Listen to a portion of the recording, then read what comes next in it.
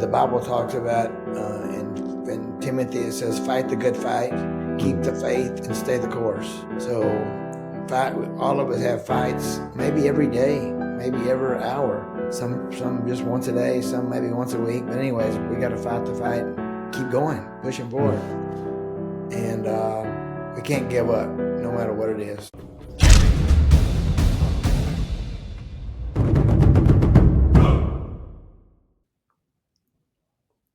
Hey everybody, welcome back. It's another episode of Whistlekick Martial Arts Radio. Today, I'm joined by Troy Dorsey. Troy, thanks for being here. I appreciate you being here.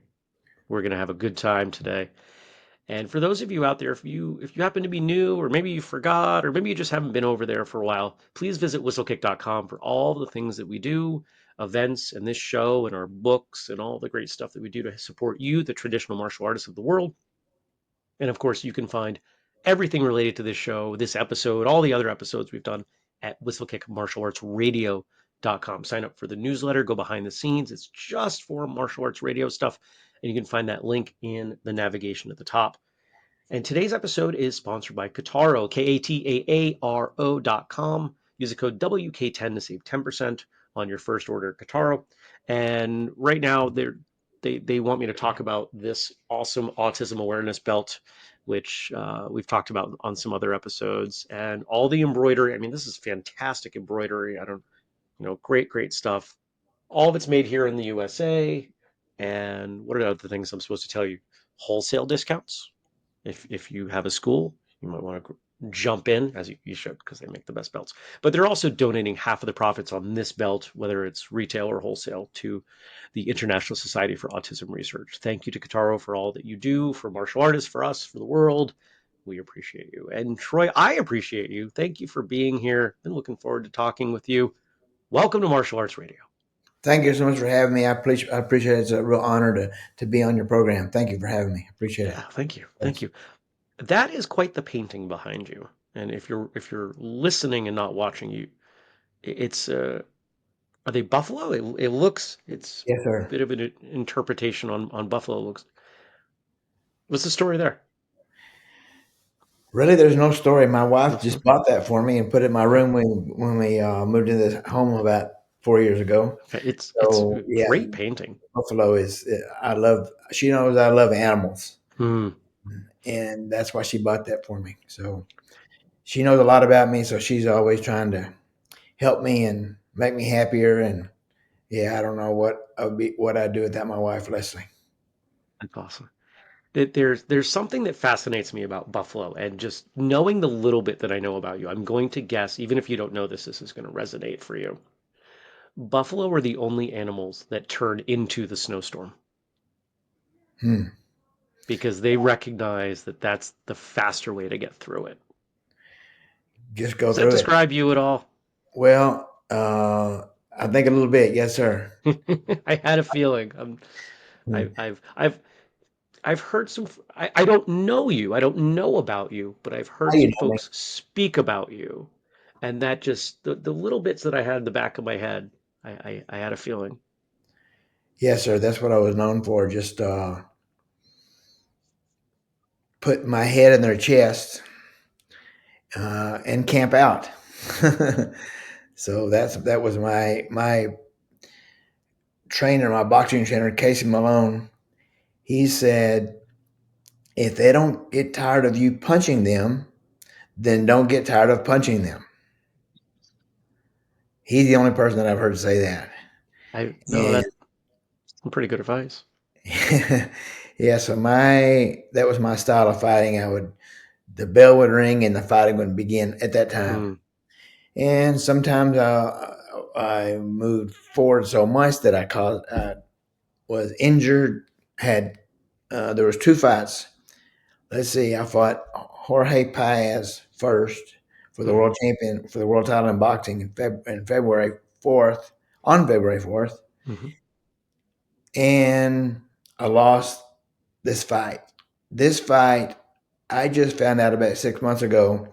One of my friends made a plaque for me, and the plaque says Guinness Book of World Records, World Boxing world champ in a world champion boxing match. 620 punches landed. That was the Guinness Book of World Records, and it's still the world You record. landed 620 punches in one. How many rounds? 12.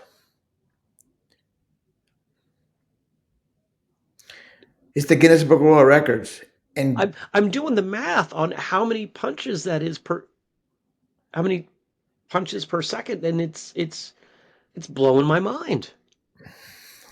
yes, sir. Okay, so that was in 1990.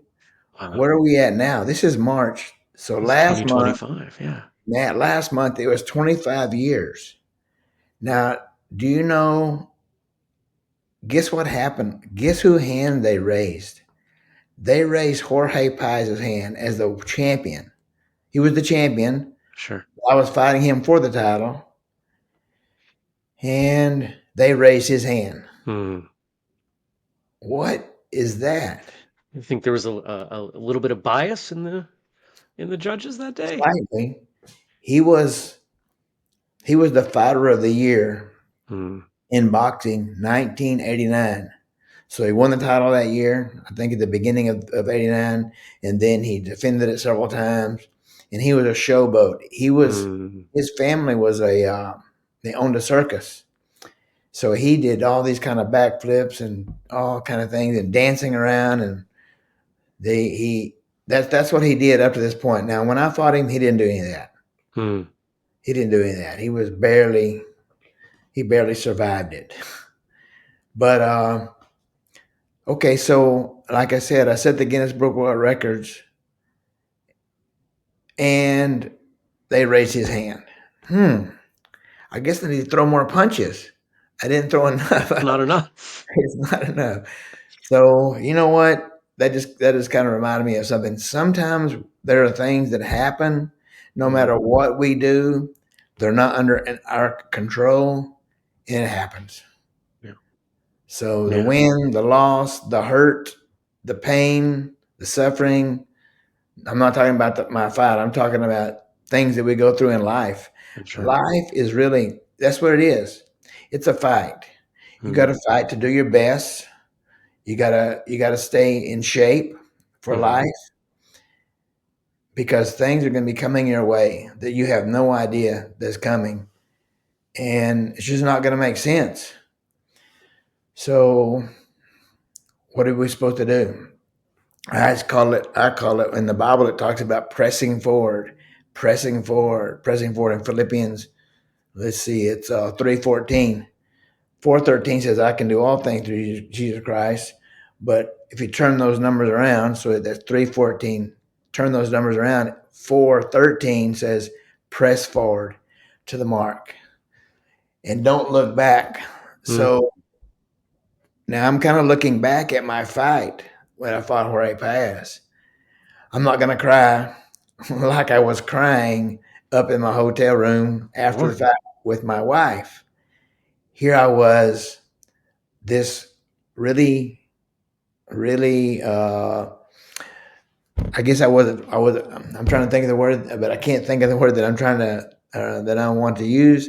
But I wasn't, my record was 11 wins, two losses, and two draws. Hmm. His was 30 something and a couple of losses maybe. But anyways, I could look at that and I could spend time on that thinking and just being upset. It could get me upset, but you know what? We can't let our past rob us of the joy and the love and those things. We Yeah. can't because it'll eat you up. It'll eat us up. So we have For to look forward for and keep sure. pressing forward, keep looking ahead, and looking for the prize. And that's what we have to do. We can't look back. In the Bible, it talks about Sarah, Lot's wife, looking back. She turned into a Hmm. pillar of salt. Hmm. So that's a pretty good example of what we should do.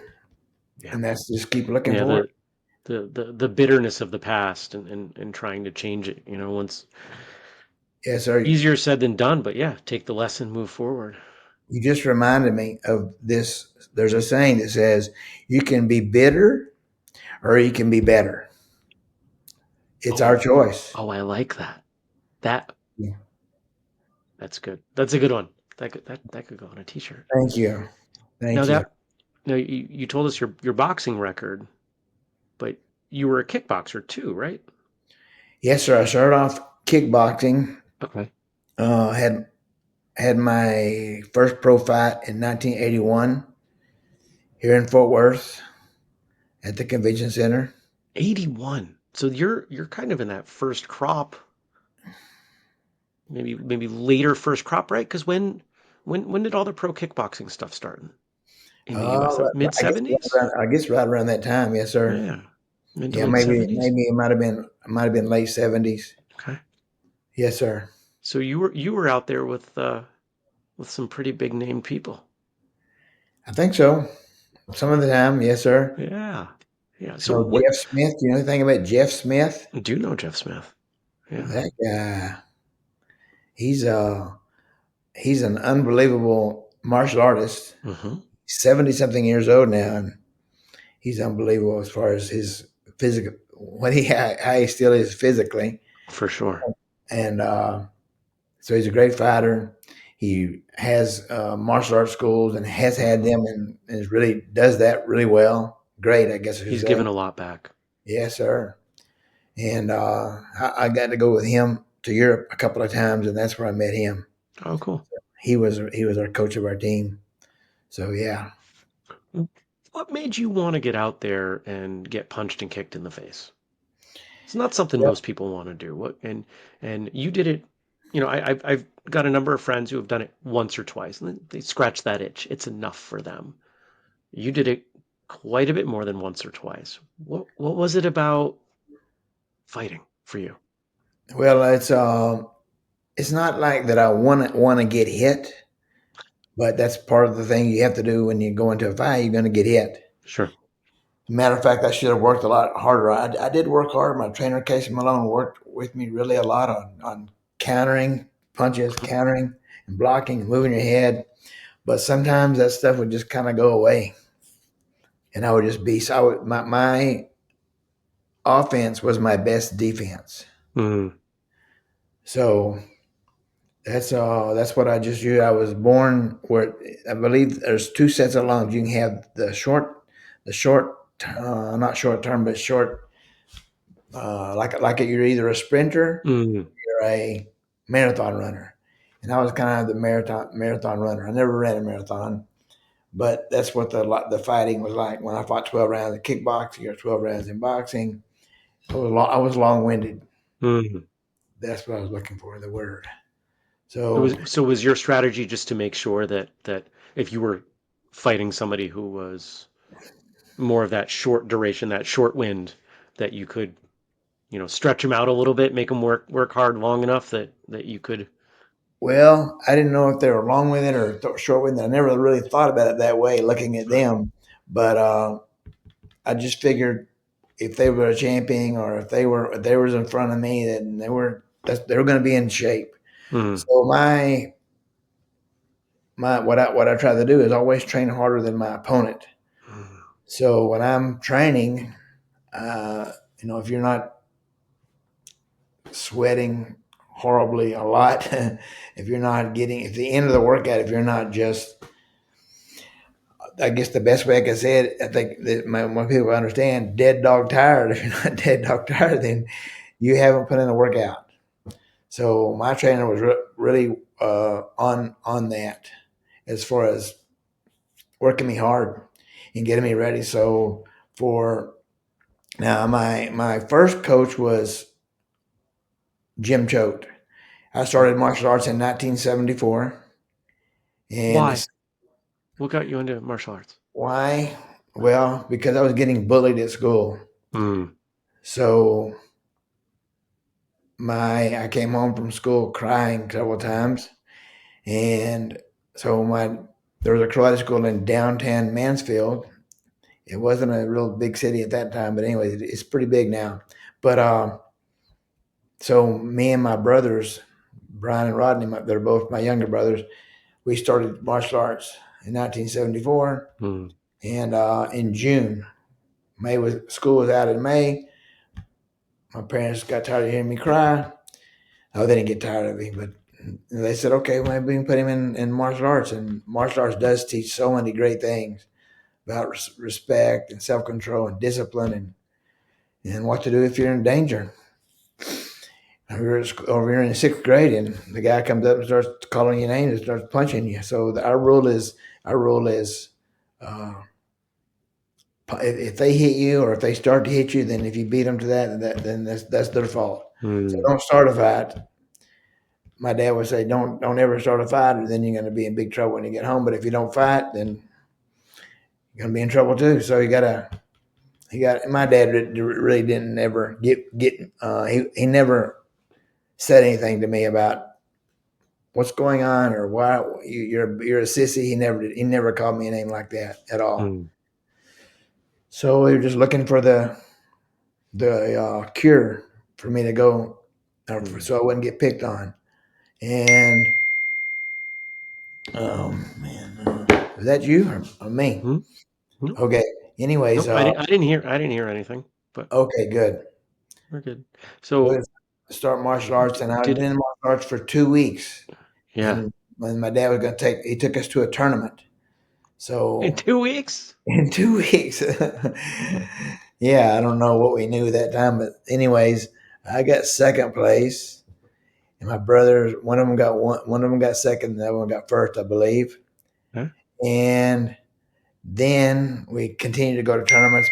My dad would, and my mom and dad both would bring us to tournaments around Mm. Fort Worth and Dallas, and we even went to Galveston one time, and went to Killeen, went to a lot of different tournaments all around the state. People, I'm going to interrupt you for a moment. A lot of people don't realize how active in the 60s, late 60s and the 70s, the martial arts competitive scene in Texas was. Yes, sir. It almost feels like half the tournaments that happened in any given year were in Texas.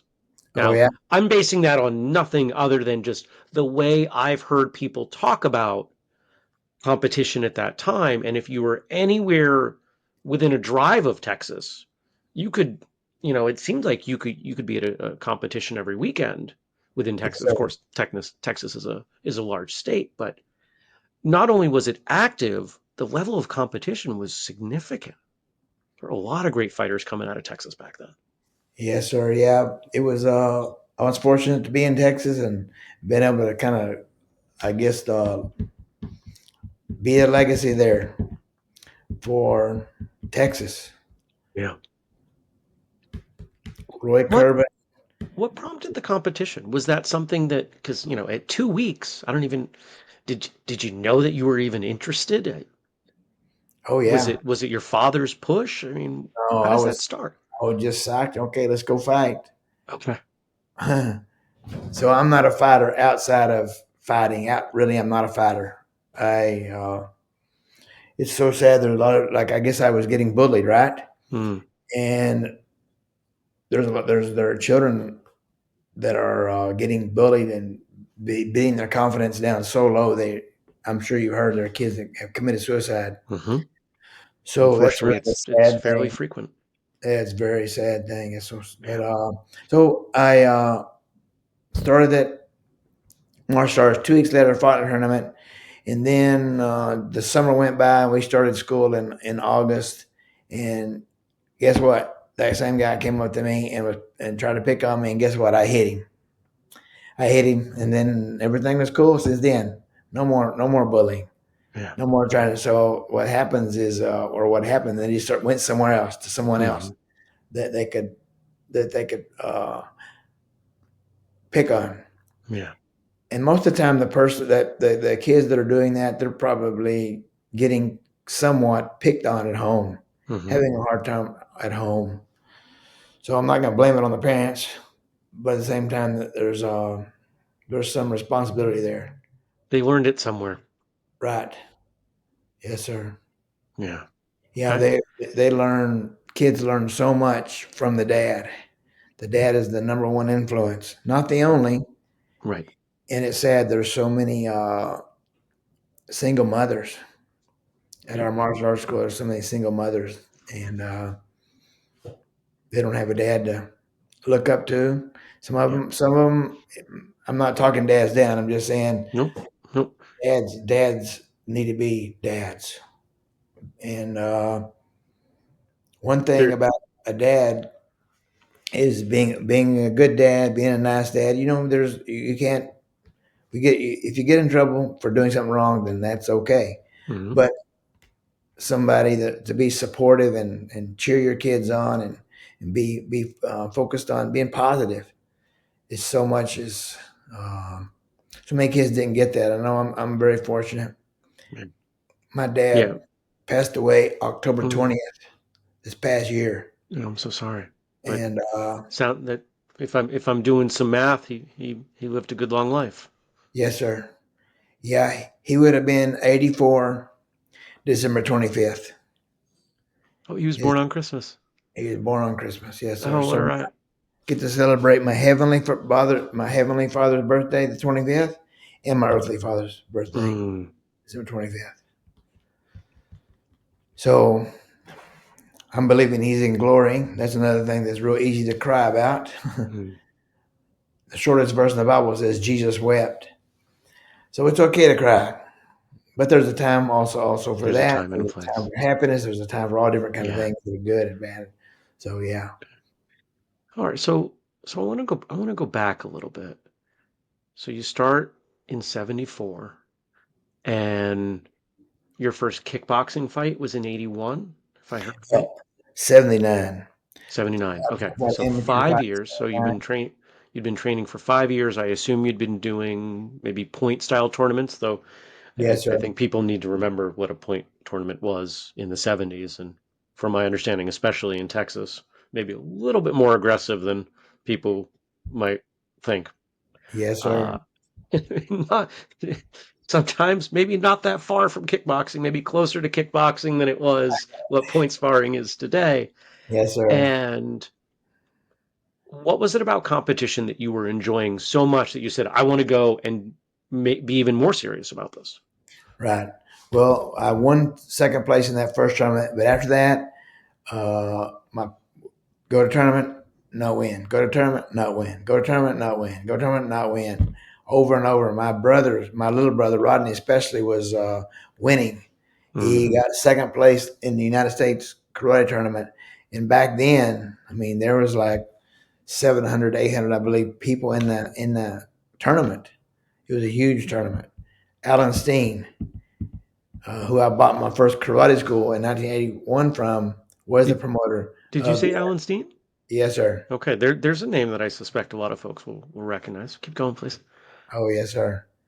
He was amazing. Mm, Here in Dallas now and going through some difficult time with his health. But mm, anyway, he was responsible for that. Uh, uh, what they call the U.S. Karate Championships. mm-hmm.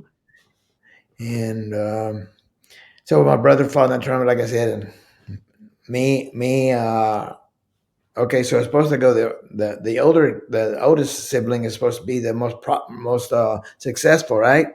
No, it didn't work out that way.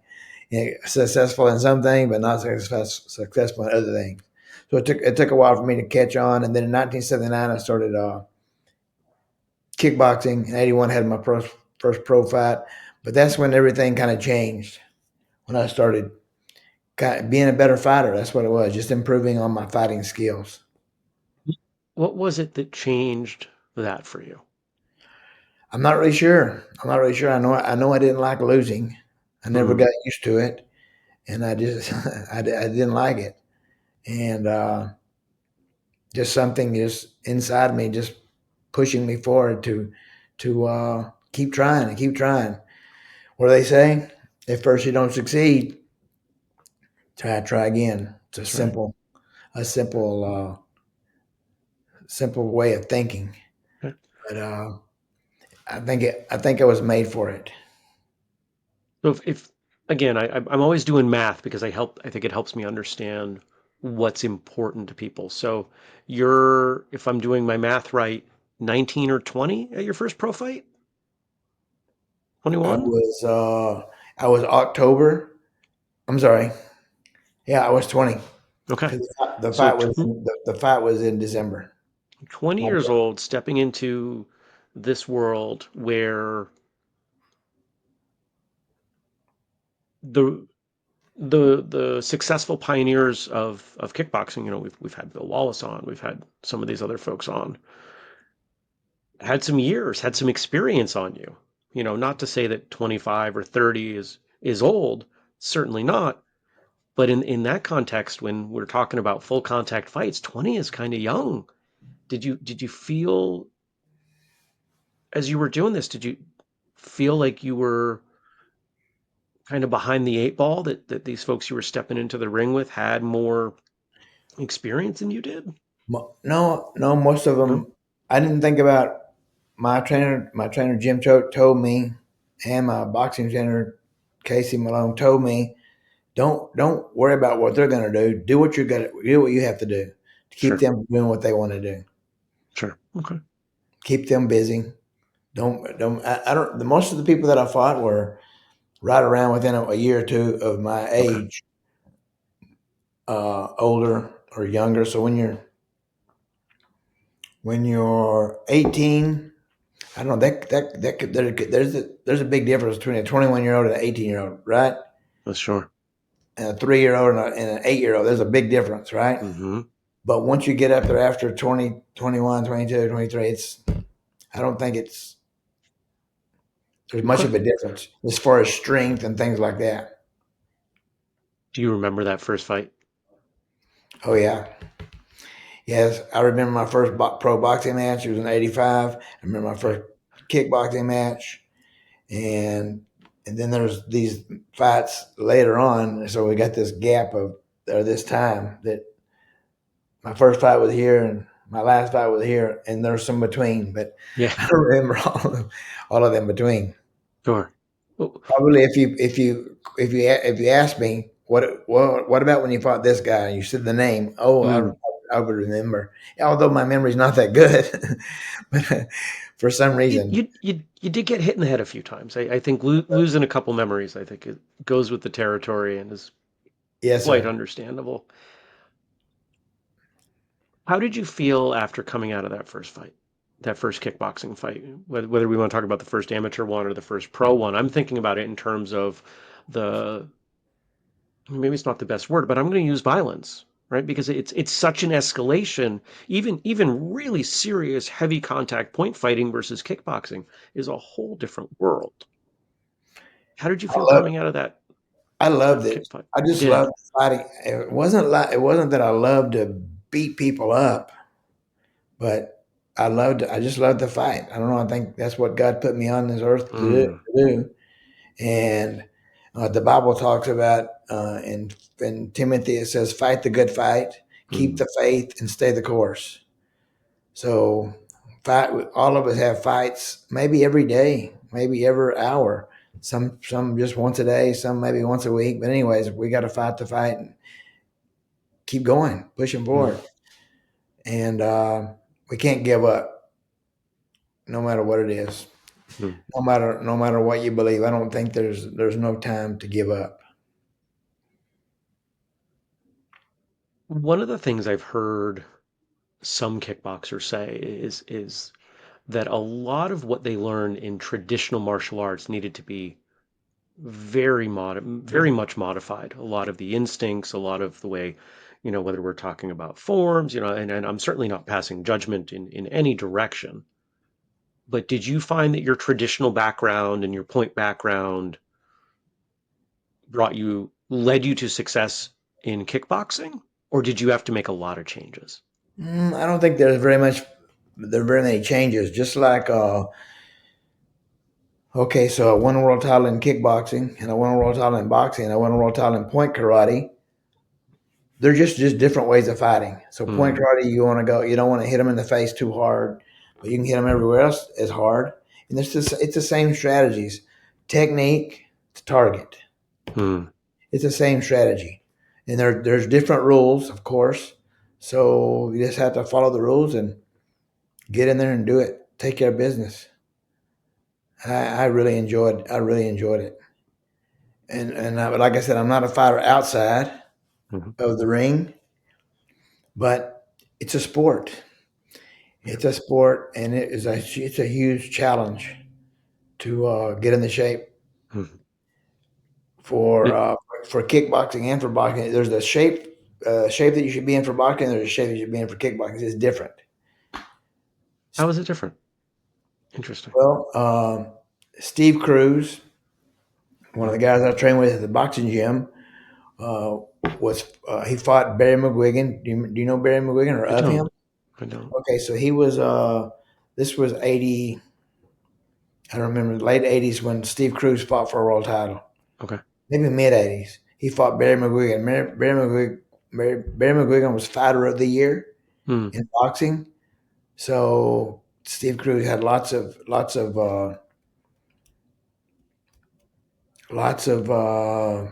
things against him as far as fighting for the world title. He fought Barry McGuigan, and he fought him in Caesar's Palace. That's the same place I won the world title at. Caesar's Palace. The Huh. the uh, boxing capital of the world is Las Vegas, Hmm. and he beat Barry McGuigan. And when he beat Barry McGuigan was a fighter like me. That's why I got to spar Steve Cruz for his fight. And I was just like, oh, I could do this too. If he can do it, I can do it. Hmm. It just inched me closer to reaching my goal. I wish I could remember when it was when he fought for the title, but I just can't remember when he fought McGuigan. So, You mentioned that you really remembered your first fight. Maybe not so much the ones in the middle, but you remember your last fight. Tell us about your last fight. which last fight? Which, whichever one, or both. Well, my last boxing match was against Gabriel Relis. Do Mhm. you know him? I don't. I don't know boxing is. I don't know kickboxing well, but I certainly know kickboxing better than I know boxing. Okay. Well, in boxing, Gabrielis, 2 years before I fought him, and he was a world champion. Not at the time that I fought him, but before that time, he'd won, I think, WBA and WBC world titles. But a couple of years before I fought him, he fought, and then he stopped the guy. I don't know what round. I don't remember what round it was, but the guy never regained consciousness, and he died like 3 days later. Whoa. Pretty sad. So Gabrielis was a really hard puncher, Yeah. and he was my last fight. So if we go back just a little bit, I fought several of my fights in the 90s. I was cut. One time I had 5 cuts. No, twice in boxing I had 5 cuts. Jorge Paez, when I fought him in the rematch, had 2 cuts here, 1 cut here, 1 cut here, 1 cut here. And the same with Jesse James Leha when I fought him. So after I fought Oscar De La Hoya, I think in 1994, and There's a name about even a lot of folks who aren't boxing fans will know. It's kind of a big oh yes, name. sir. So I fought him, and guess what happened? I got cut in the first round. I Mm. went back to the corner. The referee came to the corner, and he looked at my cut, and he waved the fight off. Oh, I was so talk about remembering. I was so upset. But I had been cut several times before that. And then when I was getting sewed up at the hospital in Las Vegas, he said, there's surgery that you can have where they can shave these bones down because he said I had calcium deposits there that caused me to get cut. Okay. In the left side, I fought left leg forward mostly. Hmm. So my left eye had been cut several times. And I had several fights. You can, if you go to you look it up on Wikipedia. I had several fights. I was TKO'd and, but they stopped the fight because of the cuts. As it cuts. So De La Hoya um, cut me in the first round, and when they came over, and they stopped the fight. I jumped up out of the chair. I was so mad. I was rocking around that ring. I was so mad. Mm. They just stopped it because he's the golden boy. Come on. And here I am again with not a really, really great record at all. Mm. I had been a world champion of boxing at that time. And I went into the dressing room and I looked at my eye. It was 2 inch gash all the way across here, just laid wide open. Looked like someone just took a razor blade. I remember when he cut me and it just started. This is with most cuts, you can just feel it burning. So the doctor said there's surgery you could have that I could have that could help solve the problem. So I had surgery. Can you see a scar here? Oh yeah. Yep. It goes to here. Yep. So they cut me from here to here, pulled the skin to the edge of my Oh, eyes. they like half pulled your face off? Oh, They pulled the that skin is that is commitment. from here, and they shaved the bones and fought them smooth. And then they took out some skin from my eyelids, cut that out. So Did that help? yes, so I fought him in '94. I fought again in '97. I won the IBO world title over in Denmark, Huh? boxing, and then when I fought Gabriel Ellis, I had been cut a couple more times before that. No, one time I believe before that. So it's like, okay, the cuts are back, and I'm 35 years old, and my poor wife and my poor parents seeing me getting busted up and bleeding, and I had won at that time total of 8 world titles, combining Mm. all the sports together, karate and kickboxing and boxing. So I figured I better retire from fighting. Was that a difficult decision? Oh, it was very difficult. Yeah.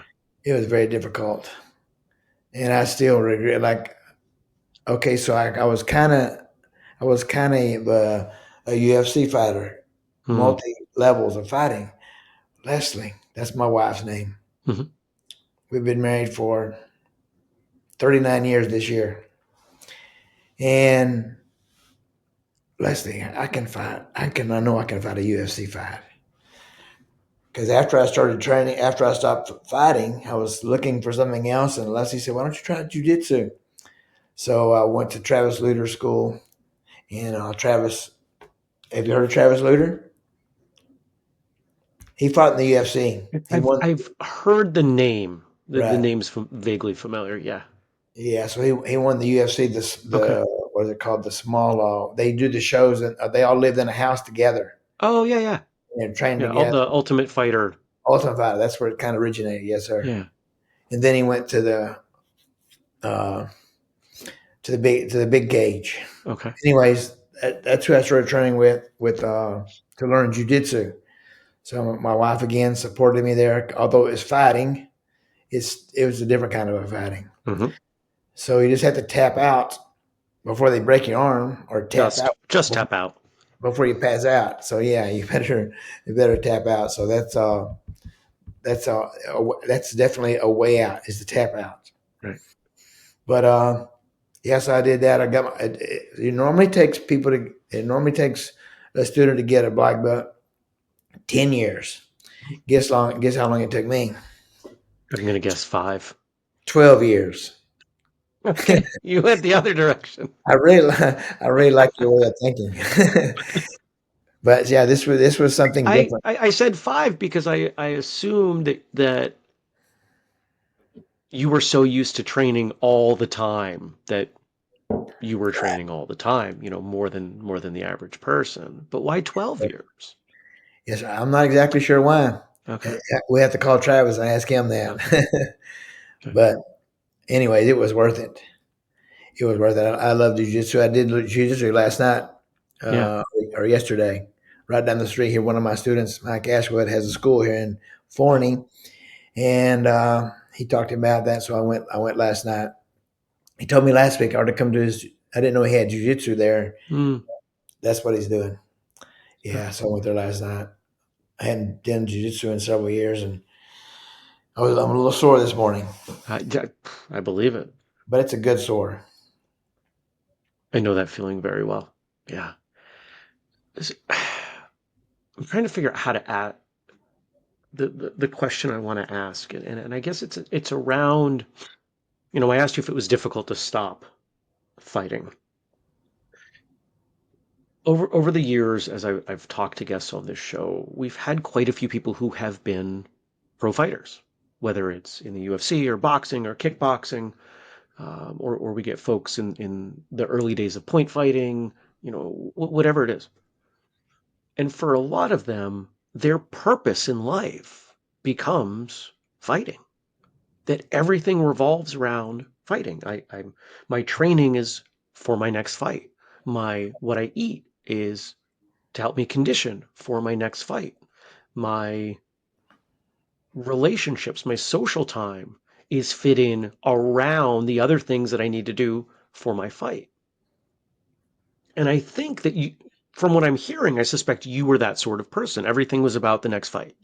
Is that fair to say? Pretty much. Okay. Yes, sir. Yes, sir. It's So just so if after fighting, if choosing to stop fighting was difficult, what did you do after? Now, I mean, you talked about jujitsu, but training for a class is not nearly the same as training for a fight. there's just a definite. It's real difficult. Jiu-Jitsu is real difficult, just like boxing is difficult. Kickboxing is difficult. Point guard is it's just difficult. So just another challenge to try to.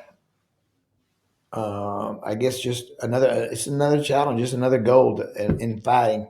So I'm pretty good standing up. Now let's Hmm. see how good I can be on the ground. And I just love the challenge. Hmm. The challenge it was fighting bigger guys than me, fighting littler guys than me. Most of them are bigger usually, but I can relate to that. I, I love the challenge. Were What were you you doing 5'5"? professionally? What are you saying? What were you doing professionally? Did you have a school? Were you teaching? Were you, Yes, sir. So making tires? Jim Choate, Okay. had a school in downtown Mansfield. That's where I started martial arts, Hmm. and then he moved to Duncanville. So it's like 30 minutes away. My parents Hmm. drove us back and forth to Duncanville, back what they say back in the day, but.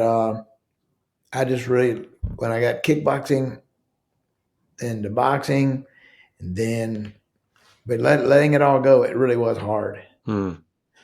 because I've been in the habit of training since 1979 to 1998, almost 20 years, 19 years of training and Yeah. having the. Now, I wasn't dieting, I wasn't eating right all the time. But when I would get down, when I would train for a fight, normally I would take 6 weeks to Hmm. train for a fight. Sometimes maybe 8 weeks, but the toughest thing about the fight game for me was eating and Hmm. not eating. You know, there was times when I would just my meal would be a baked potato one day. The next day, a some beans, and the next day a baked potato, and the next day. So just eating like that. So It's you were cutting weight pretty extremely at times, is what I'm hearing. I usually had to use. Usually needed to lose about 15 pounds Okay. from the beginning. So that's not a lot. Hmm. But for a little guy, it's a lot. So I was 140 to get down to 125 Oh, to yeah. 126. That's 26 was boxing and 25 was kickboxing. It was very difficult. And there were times when I just hardly had any energy to train. And then when I fought Jesse James Leha, I got busted up and cut up, and I had a real hard time making weight. So my father-in-law, Al, said, "Hey, Troy, why don't I send you to find you a nutritionist?" hmm. Because there wasn't much of that going on. There wasn't any of that going on in my corner or in Hmm. my training camp. So I went to this nutritionist, and they said I could eat this for breakfast, I could eat, and then have a snack later, then have this for lunch, and this for what I call supper, and then you could have a lunch after that, and don't eat after this time. Oh yeah, and guess what? Hmm. Drink lots of water. What? It was all. It was all. I'm trying to think of what you call it. It was all Hebrew to me. I Mhm. didn't know what that meant. I was like, there's no way I can eat this and this and this and make weight. There's no way. But see, God made us so that we can survive.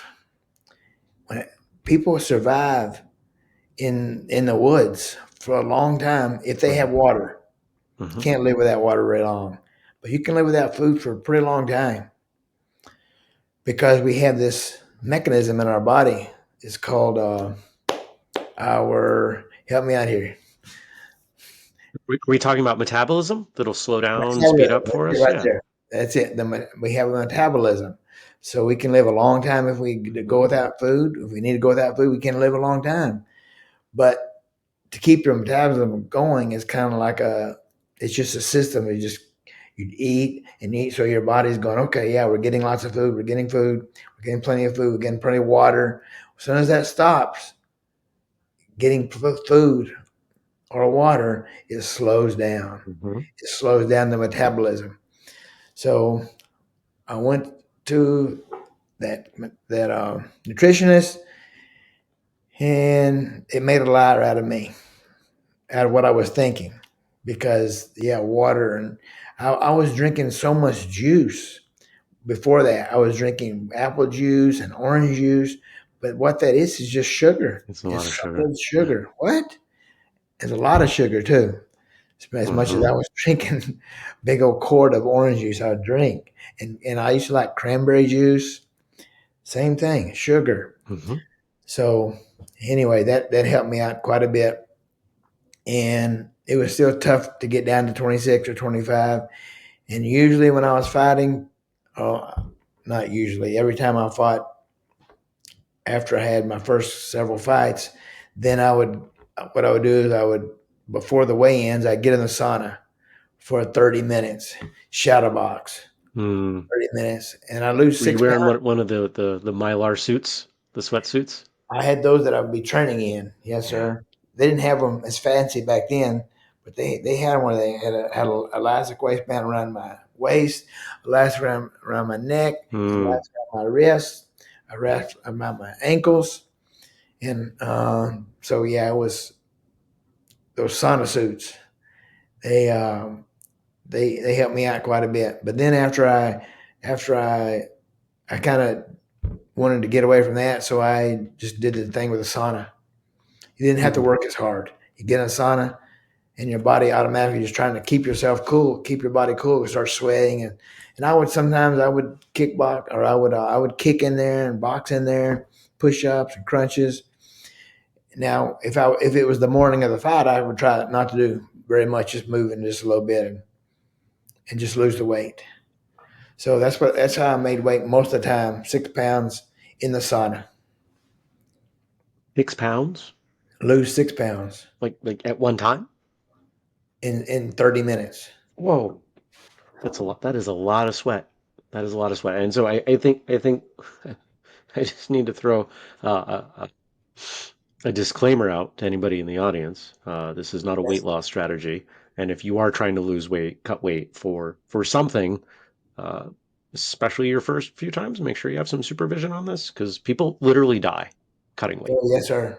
Especially the modern era, there's some of these weight cuts have gotten extreme. You see people at Yes, 150, 160 cutting 20 and 30 pounds right. for weight. It is brutal. Yes, sir. Yeah, people have died. Thank you for letting me know, Jeremy. Reminding me about that. Yeah, Yeah. people. So don't really get your doctor's opinion and make sure that you don't Yeah. overdo it because Right. I remember there was times when I was just starving myself. I would just be so dizzy. I'd be dizzy, and I'd get up from like I'm sitting watching TV, and when I stand up, I'd get dizzy when I wasn't getting the food that I needed. So yeah, make sure that if you're watching this program that you don't go by what I did about starving yourself. Make sure and feed your body regularly. After you come out of competition and you're still training, trying jujitsu and everything.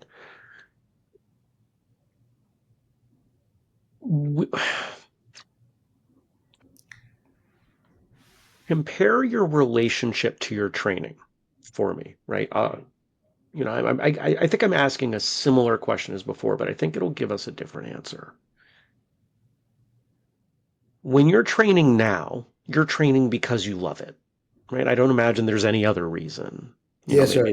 Maybe I want to stay in shape, right? But it's all choice. You're choosing to do it rather than it being your profession in a sense. Yes, sir. Um, do you enjoy your training more now because of that, or do you enjoy it less? I think it's pretty equal because right Okay. now I'm fighting, for my life. Hmm. Look at it that way, is because my heart is in better shape. Hmm. My For some reason I got a fatty liver, kind of sort of on the edge. I don't know why, but and my just overall, that's the kind of exercise that I've chosen to do to stay in shape. But now I would be lying if I didn't tell you some of the other things that I'm doing. I last night was the first time I went to Jiu-Jitsu probably in 3 years, 4 years. Hmm.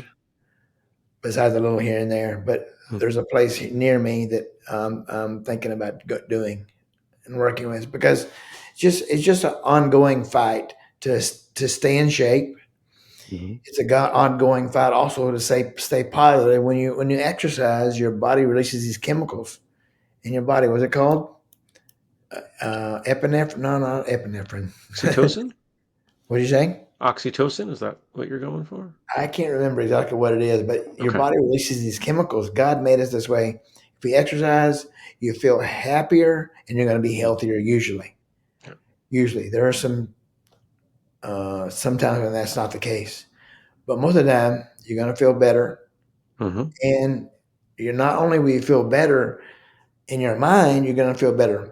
Your body just going to feel better. Getting a little exercise or a lot of exercise. So, yeah, working out 45 minutes, hour is really, really fun. And I enjoy just the challenge because the guy there last night his name is Mike Ashwood. He's one of my students. He Hmm. got his bike out about 30 years ago. Hmm. And he has a school here locally. And he tapped me out last night a couple of times. So here we go. Here I am. I'm fighting again. And it's just to get better. So You, if I you can, you've spent a lot of time thinking about how those rounds went, haven't you? Thinking about, okay, here's what I got to do differently next time. well, I thought about it a little bit last night, but it doesn't bother me. It doesn't bother me that much. I Well, didn't. not from an emotional standpoint, but I can't imagine that you, as a longtime fighter, aren't kind of running back the fight tape and thinking about how to improve. Oh yes, sir. That's the goal. Okay. That's the goal. Always improve. Sure. And Sure. yeah, it's difficult. And I know people that going through difficult times right now. So Mm. exercise will help you out. And I know God will help you out too. Mm.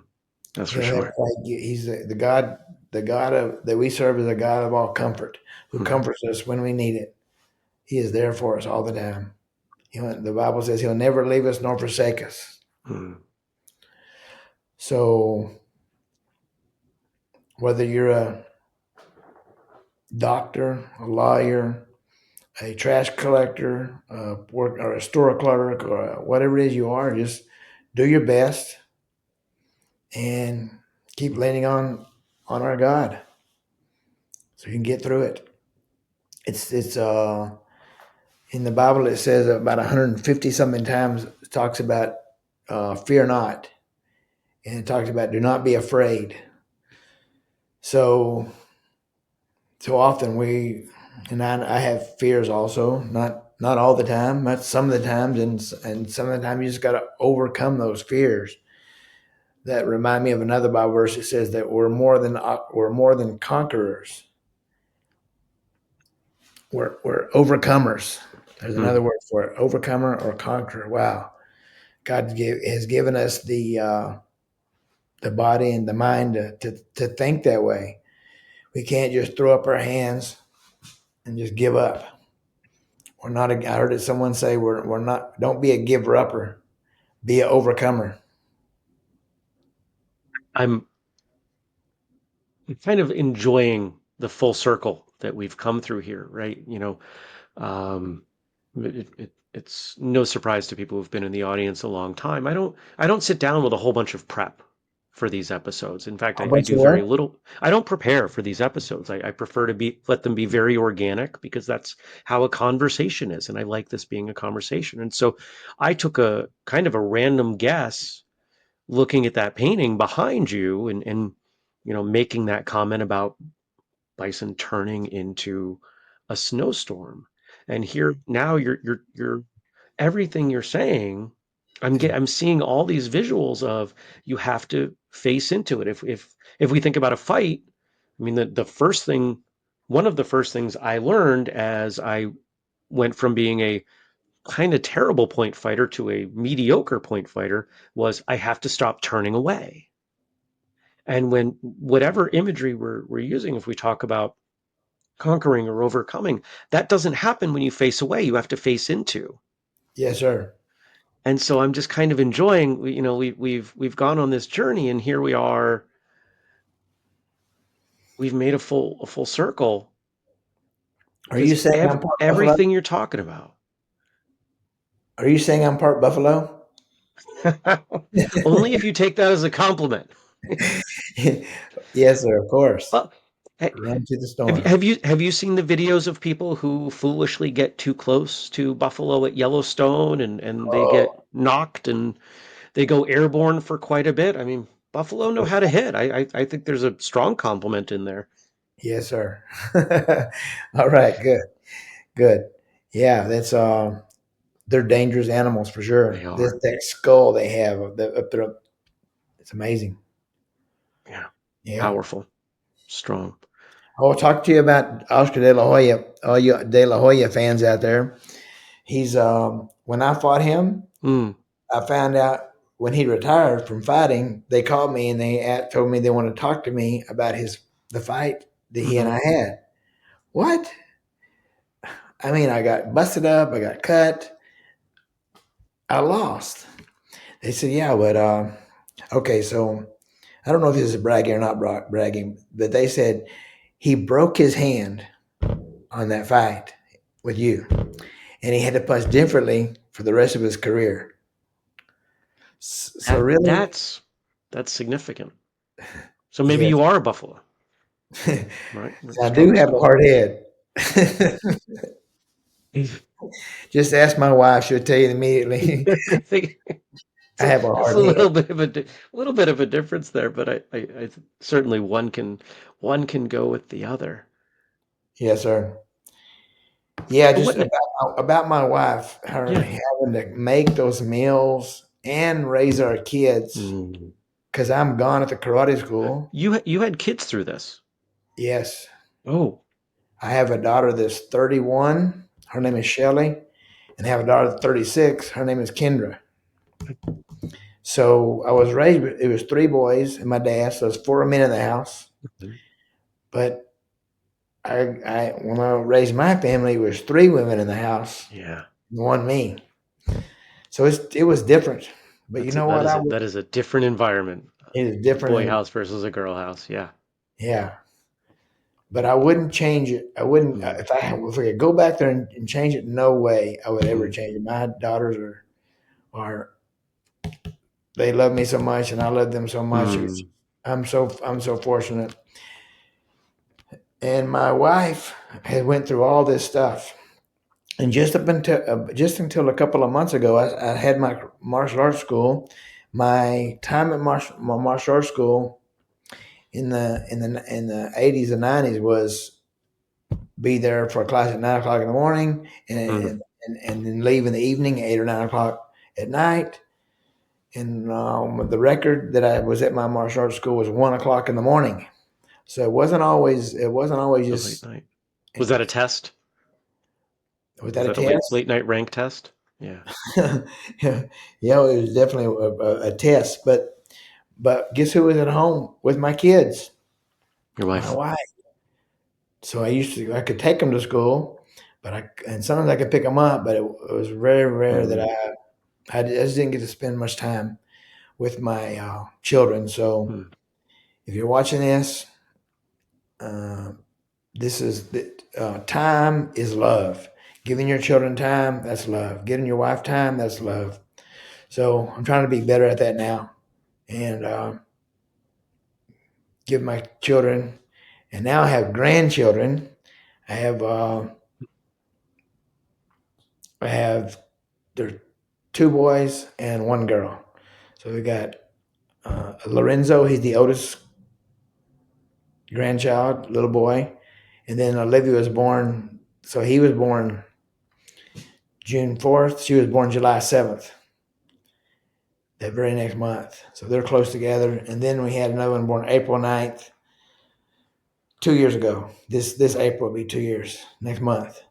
They are unbelievable. They are just like God's little creations that He gave to my wife Leslie and I. And we enjoy being with them and keeping them. And so I've heard the thing is that the good thing about grandkids is you get to spoil them and give them back. That's not my philosophy. That's My philosophy is spoil them and keep them. I to do when I teach. I try to not in maybe spoil isn't the right word. I don't try to spoil my students, but I try to give them the absolute best I can. And even if they're having a rough day and they're being jerks, which you know what, it's not just the kids that can be jerks and have a bad day, right? We've all have Oh bad yes, days. sir. But Yeah. I know that worst case, they're gonna leave. So it makes it a lot easier to be patient and loving with them. Right. Maybe that might be it, but I'm still not looking at that far ahead. I'm just thinking of the now Right. and Right. what he said, the now, how do you say it? I can't Focus think on of the that. now. Yeah. Yeah, just Yeah. Worry about now. Worry about yeah, now. And yeah. actually, and we're gonna start to wrap here, and so let's kind of take that and turn it around. If we're worried about the now, you have a set of experiences from your competition that most of the martial artists watching or listening to this episode don't have and will never have. So what lessons from that time do you want them to pay attention to? Well, I could be a 87,000 time world champion or I could be a zero world champion. It doesn't matter. Hmm. It doesn't matter if, but you're all, God's put seeds of greatness inside everyone that's watching this program, watching this show. He's put seeds of greatness inside you. No matter what it is, no matter what it is you're going through, just keep pushing forward, keep having a positive attitude, and life will slap you in your face. And sometimes I guess I hear about husbands slapping women and women slapping. No, I totally disagree with that. That's really not the way to handle the situation with your physically. Right. So fight it out, but fight fair. Are we gonna? My wife and I have been married in September. It's going to be 39 years. And yeah, we've had arguments, we've had fights, but we keep our hands to ourselves. Hmm. And here's another Bible verse that says, "Be slow to speak and quick to listen." Hmm. So be slow to speak. So think about what you're going to say before you say it. Is this what you want to say? Is this what you want to say? And do I do it all the time? No, but I try to really think about it that way.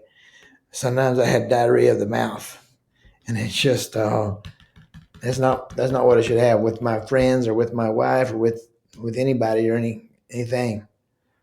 So do your best. What is your best? Only you know your best. Is life difficult? Yes, it's difficult, but it's going to be okay. You just keep pushing forward, keep working, keep believing. Jesus Christ, He's going to be right there with you. He says He'll never leave us nor forsake us. That's what it says in the Bible, and I tend to believe all the Bible. It's all true.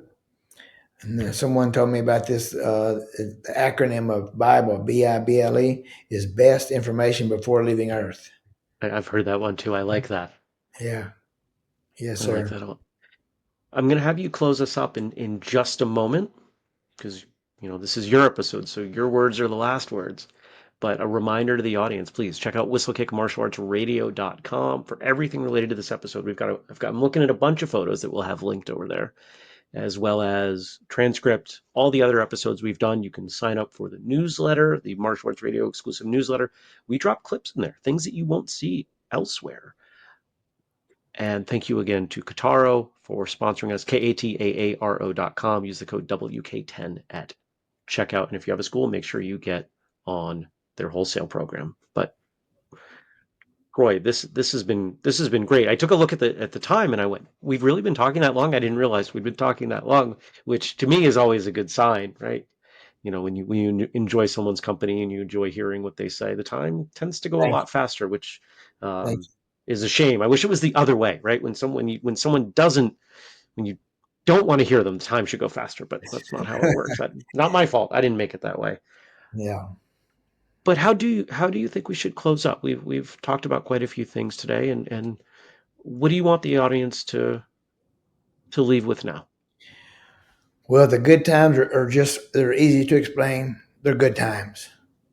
So I want to talk about the bad times. Mm, You're going through a bad time. If I could say, okay, everybody raise your hand if you're going through a bad time, or if you've been through a bad time, they're gonna raise their hand. Everybody's mm, been through hard times. So I would just my I can't even think of the word again. I'm missing thinking of my word. I'm trying to think of my words I'm using. I can't think of it. So no matter what it is you're going through, just remember God is there for you. He'll never leave you nor forsake you. You can trust in Him, and you're going to get through it. We have to push through that storm. So the buffalo, they run to the storm, and when they run to the storm, they go right through it. Right now, we're talking about an animal. Well, that's what we are, and we have to just push through it. We can't stop in the middle of it, and we can't stop before we get there. We have to hit the battle that we're going through. These battles are so difficult at times, and really I've said this over and over again that life is like a fight, but at the same time, in the ring was really easy comparison compared to some of the things that I've been through in my life. The loss of my father-in-law and my mother-in-law, and then my dad last year. Those are really tough times, but we just have to keep keep keep pressing forward, and you're going to be okay. You're going to be okay. Don't give up. Be a conqueror and push forward. And you'll get through these difficult times. Don't stay where you're at like the buffalo. Keep running. Keep moving. Keep driving. Don't give up.